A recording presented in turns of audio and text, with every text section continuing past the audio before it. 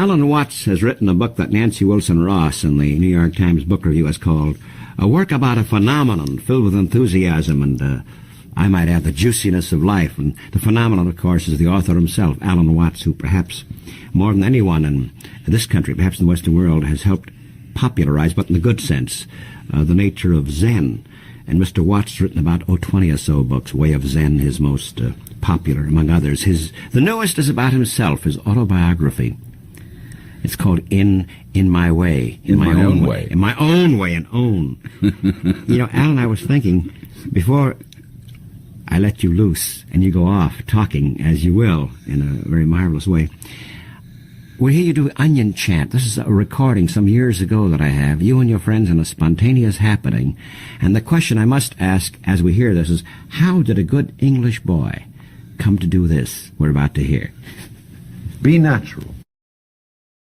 The onion chant, the voice of you, it almost sounds Arabic. It could be Hebraic, Buddhist, perhaps, I don't know. But here are you at the very beginning, this recording made some time ago, Alan Watts, from a middle-class English town, Chislehurst, some miles out of London. And you talk about trying to find out who you are. Basically, is what it's about, a search, discover who you are. Yes. I'm thinking about this particular chant. That was you yourself chanting. That's right. At the beginning, yes, you were saying how difficult it is. Yes, I love to chant. It's everybody should sing. It's as good for you as exercise, running, sexual intercourse, vitamins, proper diet. Everybody should sing. But the trouble is, we hear so much recorded music of real talented singers that people say to you when you sing, "Why are you making that horrible noise? What makes you think you have a voice?" But I'm thinking this chant doesn't seem to be British. That's not No. coming to. We've come back. This is your autobiography, In My Own Way, you see. See, all talented Englishmen have gone away from England. And that was the real origins of the British Empire. That they were terrified of the climate, the cooking, and the 300 boring religions that the English practiced, so all talented Englishmen left England. Well, your book, of course, your book and the 21 or so other ones concern religion, of course. Well, you must remember, you see, it was Voltaire who said that the English had 300 religions and only one source. That was it. Yeah. I'm thinking about the 300. You've gone through quite a few yourself. You became an Anglican priest here at Northwestern University some time ago. And it's the road you travel. We have to go back to the beginning, how you became the Zen apostle that you are. That seems removed from your own culture as this young English kid. And perhaps we could begin at the beginning. Your father writes a preface to it, and he admires you very much, his way of life, and you, in your own way, live different lives. Yes. Well, my father was partly responsible for it, and so was my mother. My mother taught at a school where missionaries abandoned their daughters while they went to convert the heathen in China and India and Africa. And when they returned as thank offerings for taking care of their children, they gave her glorious works of Chinese embroidery and pottery. And so as a small boy, I was surrounded with these. And then my father used to read me stories from Rudyard Kipling, the Jungle Books, the Just So stories, Kim. And Kipling was a very strange fellow because although most people think of him as a jingoist, he was one of the major sources through which the high culture of Himalaya came back to the West. And people began to inquire into Buddhism and Hinduism and the things about which he wrote. It was this background, this is the beginning. There was an open door for you as far as your mother, as far as reading is concerned. But you speak of a sort of even though the climate was that of what you would describe as fundamentalist Protestantism, you were aware of colors. You yes, speak of because colors. our family was Church of England, that is Anglican, and it was not Baptist or Methodist, and our churches were very ancient and beautiful. Mm-hmm. And they weren't sort of scrubbed tabernacles. But there's a marvelous observation you make in your book, In My Own Way, about the Anglican Church, so sure it's right, so sure it's absolutely right, that now and then it allows eccentricity. Yes. It's the most liberal of all forms of Christianity. because so long as you abide by certain basic rules, you can be anything from a Quaker to a Theosophist to a Papist. But that liberalism, that openness, also had the base in a certain arrogance, and that's absolutely positive. It was right. Yes, when I after all, carried the Archbishop of Canterbury's train at his enthronement. You did? As a small boy of 13. It was Cosmo Gordon Lang, the one who dethroned Edward VIII. And I was in the very heart of the Church of England, and brought up there, and I declared myself to be a Buddhist at the age of 15. But all they reacted was, Anna's jolly what, the man's a Buddhist. The question is, now the question can come to Alan Watts and his curiosity. How come you declared yourself to be a Buddhist at the age of 15? This is well, because I found the religion I was being taught was extremely oppressive. And I really didn't like the image of God the Father that was being presented to me. It was authoritarian and bombastic. And the way the clergy and the kind of voices they used to read the scriptures and to say the prayers, I felt to be completely ridiculous. Yeah. So I happened to discover the writings of Lafcadio Hearn about Japan, and I had always been interested because of the Oriental art around home, and so I knew a lot about China and Japan. But when I discovered his writings and his descriptions of Buddhism, I was enthralled. I thought, my goodness, here is some tremendously intelligent way of looking at things. Instead of listening to people go on, "Dearly beloved brethren, the Scripture moveth us in sundry places to acknowledge and confess our manifold sins and wickednesses," and all that stuff. So I'm thinking, this is all of one piece, really, because at the beginning we heard just a fragment of the Onion chant and your preface in which you were saying how difficult it is to find the real person. In your autobiography, in this book, In My Own Way, that I'm delighted to see Pantheon, a very perceptive house, is publishing, that Chislehurst is the town you remember, and the people in it you remember with a great deal of fondness, and they wanted to be connected with nature. This is interesting. You found, I noticed I made a note here, people and nature. You found them want to be connected with what was happening and growing around, but the religion they were practicing sort of disconnected them. Yes. I always felt that the religion they were practicing was disconnected with the natural universe in which we lived, as if no one would attribute a composition by Bach to the Beatles or Shostakovich. Different styles. Mm-hmm. And I felt that the style of whoever it was that was being worshipped in church was completely different from the style of whoever it was that had caused the birds, the bees, and the flowers. Yeah. Also, you see, you speak of rituals. I suppose someone said ritual is the opposite of true religion. The rituals of ablutions, the rituals of going to the toilet, the rituals of prayers and hymns, it's quite and all the rituals of furniture, too, and the non-total use. I suppose you dwell on that, because this concerns your boyhood in this town. Yes, I like ritual, but it's style. And as Proudhon, I think it was, said, "Le style, c'est l'homme." The style is the man.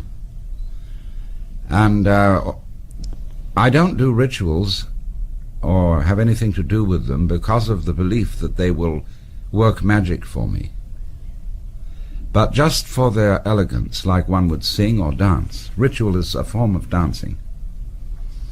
And Americans, I discovered when I first came to this country, seemed to have abandoned ritual. When I first came here, I used to dress very correctly. I wore a black Homburg hat, carried a neatly rolled umbrella or a cane, and gloves.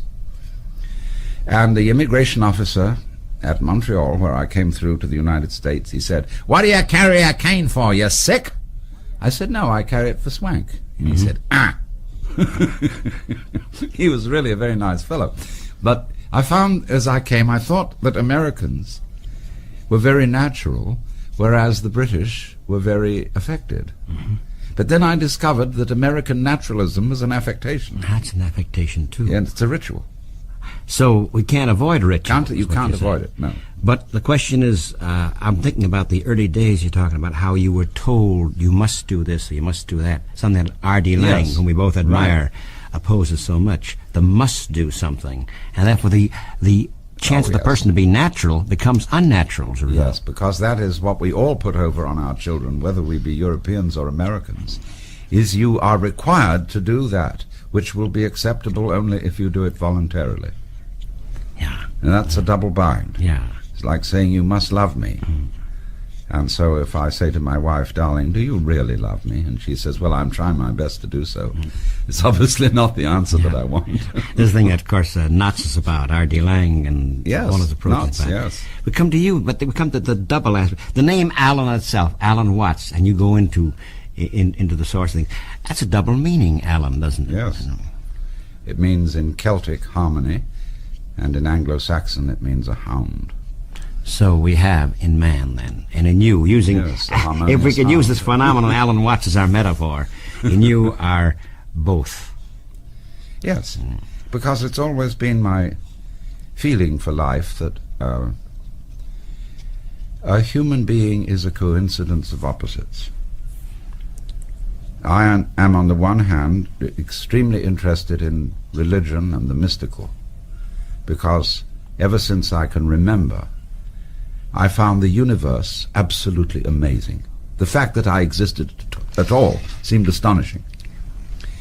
But at the same time, I feel that a person who has these interests should also be sensuous, and that religion has no business excluding the sensuous aspect of our lives, in being so uptight about sex, for example, and down on it. So I regard my own life as a kind of, I have a foot in both worlds. I have a foot in the sky, as it were, and a foot very much on the earth. You speak of this very point, the foot, both places, the two aspects of man. If you repress one, by the very nature you must pervert man. Yes. I think you mentioned the wondrousness, the astonishment that you look for. On page 184, In My Own Way, you speak of God. Perhaps you should read it, this last paragraph. It's about the approach to God, how people approach God one way, others another way. Well, I say the word God is more of an exclamation than a proper name. It expresses astonishment, reverence, and even love for our reality. If you want to put a human face on it, that will do if you don't take it literally, since we know nothing higher or more mysterious than people, and an energy field which peoples can hardly be less intelligent than people. Certainly, events happen in the field, that is, in the universe, which seem absolutely horrible, but faith is the gamble that there is some way of understanding or at least accepting them, and I do not see what other attitude a sane person can take. Well, the idea that, by God, the phrase we use, by God, it's an exclamation. Yes. It also could be a furious one, or it could be God. It could be wondrous. Yes, one of absolute awe and astonishment. And so we come to the question of approach toward God. He, she, it, you, I might be. Oh, in this, why toward Buddhism? One spot you speak of the religion with which you were raised, the Anglican. There's a God who's he's there, powerful, at times vindictive. The Old Testament God, to some extent, is at times vindictive, at times punitive, And you're looking for something else. Yes. And so on with Christian soldiers is militant. You were Yes. mentioning that. Whereas Buddhism is something non-militant. Yes. Yes, well, that was the point of dissension, that I didn't go along with the militant religion. I thought it unnecessary. If God is God, to show all this armed might was a sign of weakness, because the trouble was that the biblical God, as understood, was patterned on the ancient kings of Egypt and Persia and Chaldea, and a king who rules by violence is necessarily afraid, and therefore puts on a lot of bombast and requires that people who come to court kneel down, because that's a difficult position from which to start a fight. Kneeling down. And so I felt that that was a show of weakness. And furthermore, that a God made in that image was even more idolatrous than a god fashioned in wood or stone or brass, because the most dangerous idols are not made of material, but are made of imagination or conceptual thinking. So Buddhism, although I'm not a missionary for Buddhism, this must be understood. I don't give myself today any religious label. Oh, this is funny. You know, when you get a form to fill out, and it says name, address, age, sex, and some people write yes under sex. So in the same way, if I had a entry to fill in religion, I just write yes. Because I'm tremendously interested in religion, but at the same time, I don't think partisanship in religion is intellectually respectable. Now, you see, Buddhism is sometimes called atheism, but that's incorrect. It's not that Buddhists believe that there is no God. They don't believe in any particular conception of God, any particular idea, because they feel that's like trying to grasp water in your fingers or to catch space in a net. You can't do it. Or another analogy would be it's like trying to bite your own teeth, because you are it. We have a philosophy which we've inherited from most of the Western tradition, that we as people are not really related to the universe. We say, I came into this world. Now, we did nothing of the kind. We came out of this world in just the same way as, say, a baby comes out of a womb or an apple comes out of a tree. And the apple, therefore, shows something about the nature of the tree. And so the human being likewise shows something about the nature of the universe. The universe is doing us. So if we can follow the fact, the traditional Western approach is we came into this world. That is, though one, we're not part of it. Yeah. Whereas, if I follow you correctly, Buddhism would say we came out of the world and are in it. The connection of nature and man being one, and yes, the connection rather than disconnection. Right. And this is particularly true of another Eastern philosophy which we call Taoism, Chinese, which underlies all sorts of things like judo, the gentle way, rolling with the punch, going with the stream, the realization that to sail a boat is more intelligent than to row it. Yeah. Going with it, always. Yeah. You know, it's interesting, your friend Joseph Campbell, who is in your book, great mythologist, man of myth, Joseph Campbell, recently, and was mentioning you too, was talking about the difference between Eden as Genesis, Western world has it, and Eden, if it's called that in Buddhism.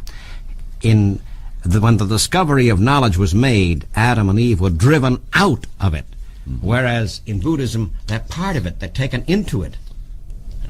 Yes. He's written a great deal about this particular problem. And he points out that the division of the world into the positive and the negative, and the male and the female, in Genesis, it is the creature that is split and not God, whereas in the tradition of the Hindus, God splits and becomes all this. That's very funny. God splits. We use a slang word too. Splits. He takes off too. Yeah, sure. He says to himself, "Man, get lost. What would you do if you were God? You know, if you knew everything, all possible futures, all possible pasts, and you were absolutely in control, you would find it very boring. It would be like making love to a plastic woman. And so you would say, get lost. Go into an adventure. Forget who you are." So coming back to the beginnings of the autobiography, In My Own Way, you call it, and we'll ask you about the village you lived in, or the town, Chislehurst, and it's endearing. You find the people, you remember them endearing. In My Own Way has a special meaning, doesn't it? It has two meanings. It is, of course, to do something according to the way you like to do it. It's also to get in your own way, to obfuscate yourself, to obstruct yourself. And we all do that for the same reason that I was just now explaining, that if you were God, you would get in your own way. In other words, you would find being completely in control of everything, being completely competent, total bore. And nothing adventurous would start, unless somehow or other you could get in your own way, or stumble. And so the Hebrews say that when God created Adam, he put into Adam the Yetzer Hara, which is the wayward spirit. See again the word way, wayward. And I call it the element of irreducible rascality. And I find it very hard to relate to people who are not aware of this in themselves. People I really like have a certain glint in their eye, which indicates that they're not entirely perfect. Well, perfect, then. That perfect would be... Do I have a glint? Yeah, you sure do, Stutz. I guess being perfect would be being plastic, I suppose.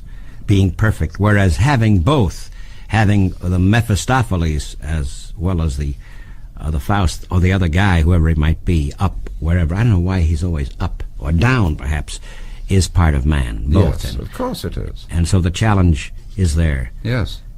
This is what your autobiography This is is about. really what I'm saying, yes. Yeah. And I'm also saying that I realize that as a personality who's before the public eye, Alan Watts, I'm a bit of a fake.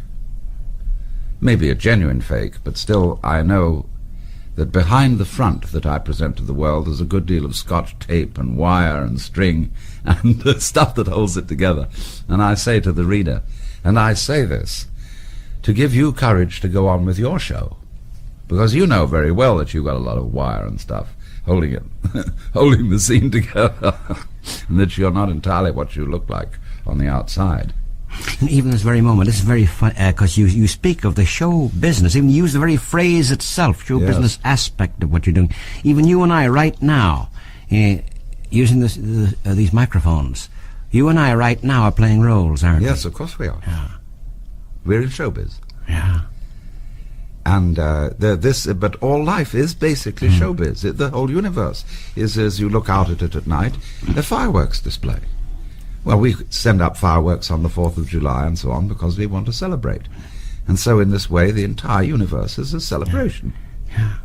It's funny, R.D. Laing, I remember, since both of us admire him, in Politics of the Family, he's quoting Sartre. Sartre watches this waiter, and this is probably talking. He watches this waiter, and the waiter has a certain way of walking, and talking. And suddenly this waiter is playing the role of a waiter. Yes. That the fantasy may be as real as the very actual thing, or the physical thing he's doing at that moment.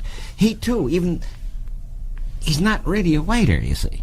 I tell the story of a boy I was friends with in school who was going to be a clergyman.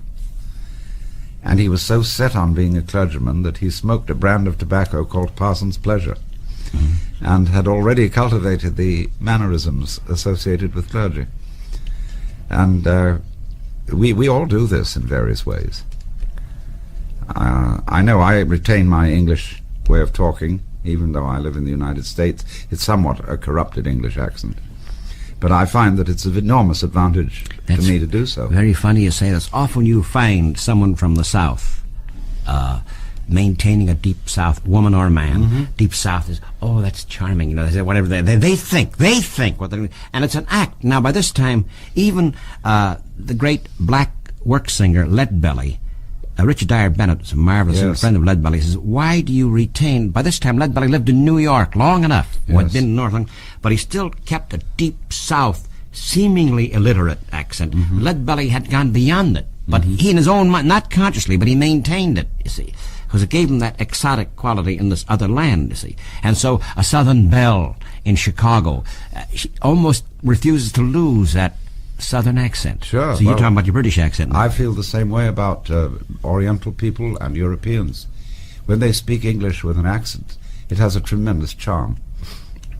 And I never correct them, unless they make a mistake that is outrageously misleading. But they should always retain the accent. And English spoken with an accent. After all, everybody speaks English. Yeah, but why should they accent. always... here's the question. Why should someone retain an accent that will become unnatural for him to retain if by a certain time he has lost it? Not to lose the roots, to get disconnected from the roots he came from, but isn't the maintaining of something deliberately? That gets us down to what we mean by natural. And that's a very complicated philosophical question. I have given up trying to be natural because I really don't know what it would be. I live in America. To be natural here, what? Should I speak like a Hopi? Or what? Or like Middle West? Or like I came from Boston? Or like Los Angeles? Say Los Angeles? And so on. I don't know. Yeah, so we come to a big question of who decides? Who decides what is natural? It's Lang's question again. Who is the psychiatrist? Who decides this man is a schizophrenic? Exactly. In a society at that moment, I suppose to shout and holler at this moment might be very healthy rather than the silence, if the society itself might be somewhat mad in nature. Well, of course, I take the premise that everything is natural, although that really doesn't mean or say very much, because if you say anything about everything, then people wonder what you were saying. This is the deepest problem of philosophy, because to say the whole universe is the expression of God is perfectly meaningless from a logical point of view. So we're really talking about step by step, aren't we? We're talking about not to be a specialist, I like the word generalist and use an awful lot, to have an idea of, or try to have an idea of what it's all about, but we have to talk then about specific moments and issues, don't we? Yes. Right. Rather than... Yes, because all words are like boxes. Where you say, are you male or female? Are you a Democrat or a Republican? Are you a tinker, tailor, soldier, sailor, rich man, poor man, beggar man, thief? Into what class do you go, you see? All words classify. But we know, although we can't really say, that there's underneath all classes something which we call existence. And we only understand existence by contrast with not existence, so that we can see intuitively that both existence and not existence are the positive and negative poles of something we can't think about at all, because it is us, and we can't bite our own teeth, and so we cannot conceive what we basically are. But some people have got onto it, that there is that, and therefore they're not afraid of death, because they know that's just the negative pole in now you see it, now you don't. Is you is, or is you ain't? Well, you have to be ain't to be is. You wouldn't know that you were alive unless you'd once been dead. Well, we can come. We can also come to something else. Isn't there a certain kind of death while still breathing? We come to that. Oh, too. that's another use of the word, right? Yeah. Let's take a slight pause for a moment. Alan Watts is my guest, and his newest work is very joyous, very juicy autobiography, because it's about himself and about the world as he sees it. Pantheon of the Publishers will return in a moment.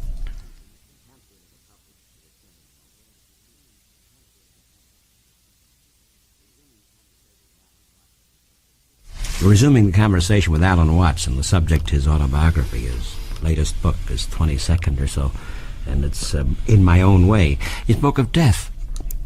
When John Brown was hanged, Thoreau offered a sermon to his parishioners at Concord. There were that Sunday parishioners. He says, this man is dead. We know he's dead because he was alive. He lived. Very few people die, because in order to die, you first must live.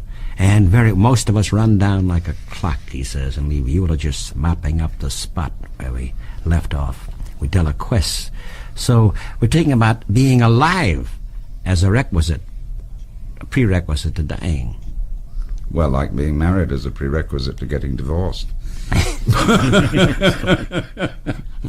But also being dead is a prerequisite to being alive.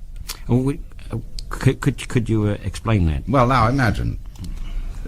Abandon all wishful thinking and ask, what would it be like to go to sleep and never wake up?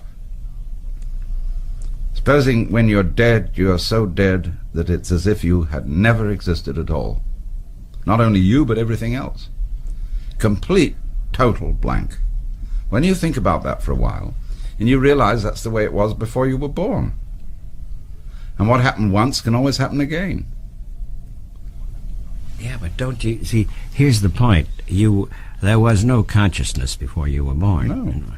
But isn't the very consciousness itself and being there, I hate to use that word looking for a meaning, but when one is alive, as you and I at this moment apparently are, I say apparently are, how's that go again, that question? about the man dreaming was a butterfly, or is he a butterfly? Oh, this was dreaming the is a- Chinese Yeah. philosopher Zhuangzi, who dreamt he was a butterfly. And when he woke up, he couldn't make up his mind whether he was a man who had dreamt that he was a butterfly, or whether he was a butterfly dreaming that he was a man. Right, so here we are now. Apparently, you and I, at this moment, are alive and breathing. Yes. Doesn't this have a special, even during this period, the span, whether we live to be 70, 75, or less or more, doesn't this have a special sort of attribute to it? Yes, of course it does. It's what we call reality, beingness. And we know it by contrast with its opposite. All knowledge is a matter of contrast. And so as we go back in our memories and trace them to our earliest childhood, there comes a place where it fades out. And we realize there was a time when we were not. But out of that not came something. You have to have nothing in order to have something, just as you have to have space for there to be stars. And the space is black and the stars are bright. And the stars come out of space just as sight comes out of your invisible head. And now a question. You're describing what might be called the human condition, the eternal condition, the universal condition. But isn't there something, and perhaps something called the social condition, that while one is breathing and alive, that came out of nothingness, there is somethingness, isn't there an excitement of some sort to try to, whatever it is, deeper and deeper to life and improve? Is it, I hate to use a word improve, but to make more fulfilled what your life is by the very nature, since obviously we're connected to someone else, to make the world itself more fulfilled in some small way? Yes, Specifically, I mean, as far as politics, anything. there are really two basic ways of doing it, it seems to me. One is to become as finite as possible, that is to say, to get involved in desperate situations, as in falling in love, as in war, as in adventure, where you get your kicks by losing control, by being in danger. And being in love is being in great danger. Yeah, but you see, that's now- one way. Yeah. Now the other way is waking up to discover that you're not in danger at all, that you substantially are the eternal source of the universe, and that you will go through all sorts of transformations, but there's nothing to worry about. And therefore, in this way of understanding, you're able to live life with a certain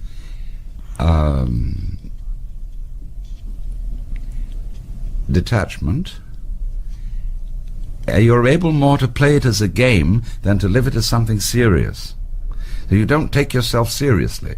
G.K. Chesterton made the remark that the angels fly because they take themselves lightly. And I always loved that remark. Yeah, maybe angels may fly because they take themselves lightly, but we are not angels. No, we are not exactly angels, but no, indeed we're not. Because we are both, aren't we? We're both angels. Both devil and animals. angel. Yes, so we devil come and back to angel. the question of detachment. How can one be detached? Shouldn't be a combination of detachment and passion both? You can. I would think that the greatest people in the world could be very involved, but be what we used to call in England, a good sport. And that is that if you lose, you aren't depressed. You take it all as a game, and you don't have to say to yourself all the time, you must win. We're talking about winning now. I want to know, see, we're talking about winning. You're putting on the basis, Alan, of winning and losing. Yes. And I'm trying to think of something else at the moment. And Well, that is, let's say yeah. there are a lot of people who play the stock market. Mhm. Now, you're going to get ulcers if you take that seriously. And you're going to be a good player on the stock market if you take it lightly. Yeah, but I want to come back to that theme because we left it hanging about while we're here, whatever span we spend on Earth, you, I, millions of others, we hope, each of us does, I assume, we hope that it's better, whatever that means, a better world, or our lives are more fulfilled than they can be. And so the question is, how can one play it as a game That will and be detached Mhm. without in any way becoming passionate about something, becoming involved about something, whether we think it's injustice or rightly or wrongly, fighting for something. And that's not just winning or losing. We're talking about, I don't mean a mean competitive spirit. I mean the nature that we're connected one way or another to the other person. Well, I'm inclined to feel that most of the troubles that go on in the world are created by people who take life seriously. And therefore they can't forgive. They must have what they desire. They regard it with excessive urgency. And if they didn't take it so seriously, they wouldn't make so much trouble. As we have the proverb, the road to hell is paved with good intentions. Do you think Mahatma Gandhi took life seriously? Yes, much too seriously. I regard him as a violent man. And he created a new nation, which we could have well done without. Nations being divisive. If he had done something to bring the whole world together as one people and not create a separate nation, I would regard him more favorably. What was that nation before Mahatma Gandhi came along? Well, it was a subject nation of the British. And the British were guilty about it. Should they or shouldn't they? Well, they felt a little bit guilty. Well, should they or very shouldn't well they? They'd exploited the Indians. And I don't think that certain other nations would have felt so guilty. And so Gandhi was able to get away with it because of the British guilty conscience. You think they should not have felt guilty? I think that let's ask another question. Oh no, I'm asking you about Mahatma Gandhi. No. We come back to the question of... No, I think the British undoubtedly were guilty for exploiting India. And but they, at the same time, when they began to realize what they were doing, they did a great deal of good for India. Although they infected India with Puritanism. And Lord Macaulay, when he devised the educational system for India, did it with the deliberate intent of destroying Hindu culture. And he really was terrible. He was a very, very bigoted fellow. I want to return to Mahatma Gandhi. I know that Eric Erickson writes, others, and he himself in his works, Romeo and Roland, that at the beginning he was a great deal of violence and sensuousness, which he repressed perhaps, but the non-violent movement that he instituted, you think has been for evil rather than good? Gandhi's idea of non-violence. I don't think it was true non-violence. Gandhi was a stern moralist. He was against sex. He was a Puritan. He was a disguised Christian. He wasn't a true Hindu. I'm going to come back. So I'm thinking now about what about the nonviolent movement itself? Then we have to come to that. Gandhi, because you speak of Buddhism, the nonviolent aspects early in your book, in your biography, as against the onward Christian soldiers and militant approach. Yes, right. So don't we come back to, didn't Buddha take life seriously? He took it lightly. He certainly didn't take it seriously. He took it. I would make a distinction between being sincere and being serious. If a girl says to me, "I love you," I don't say to her, "Are you serious or are you just playing with me?" because I hope she isn't serious and that she will play with me.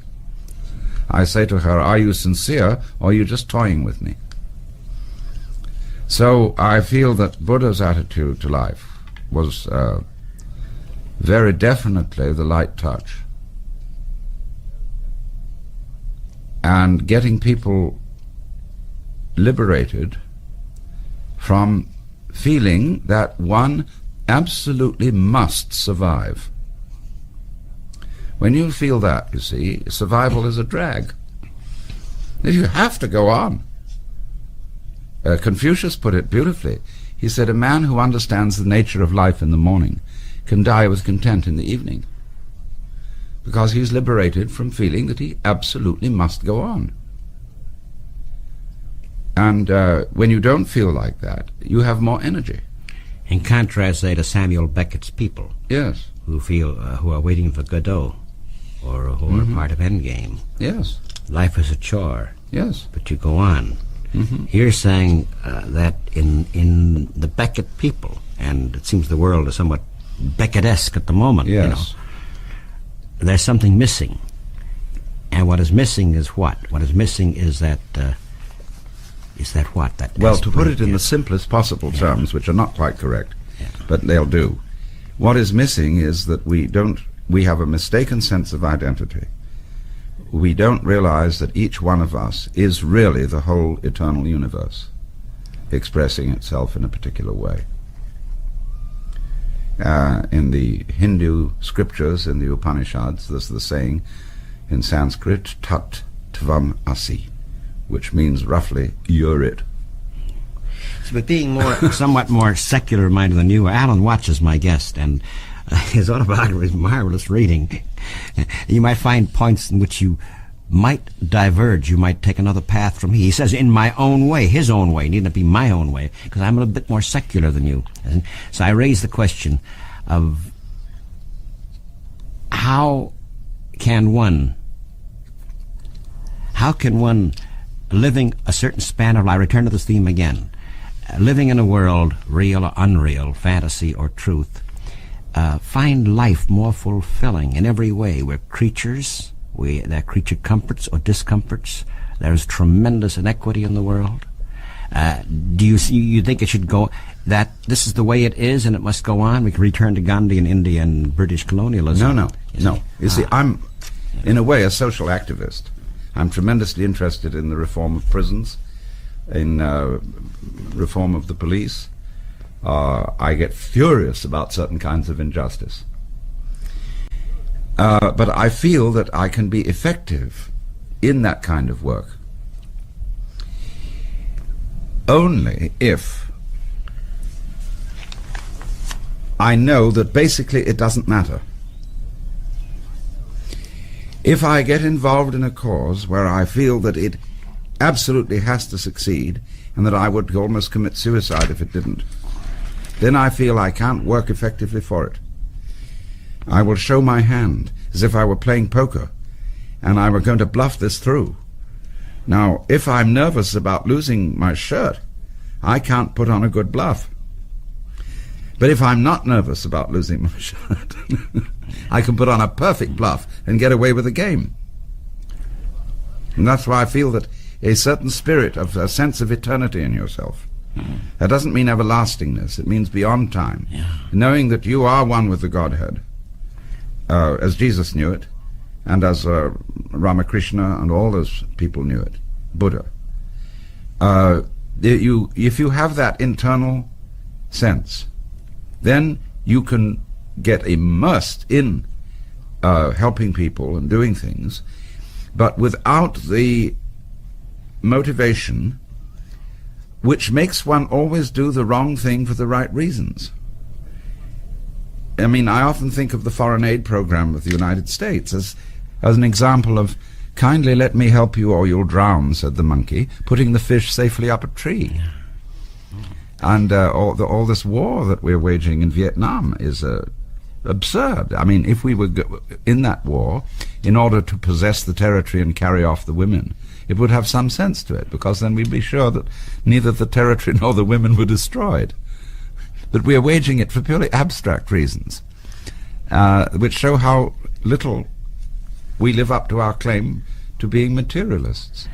I don't know if they're abstract reasons. We consider the people abstract. It's true that the intellectuals and but they're ideological think reasons. of it in abstractions, which is the horrendous aspect. So the abstraction you find the horrendous thing. Yes, because you can't have a fight about abstractions, because it means that one side is good and the other side is evil, and therefore there can never be a gentleman's agreement. So when we fight between ideologies, as between capitalism and communism, or between religion and paganism. But Alan, we can't get away from the thing that, you see, if one is not afraid of losing one's shirt, when someone does not have a shirt to lose, it becomes a wholly different game, if I use the phrase.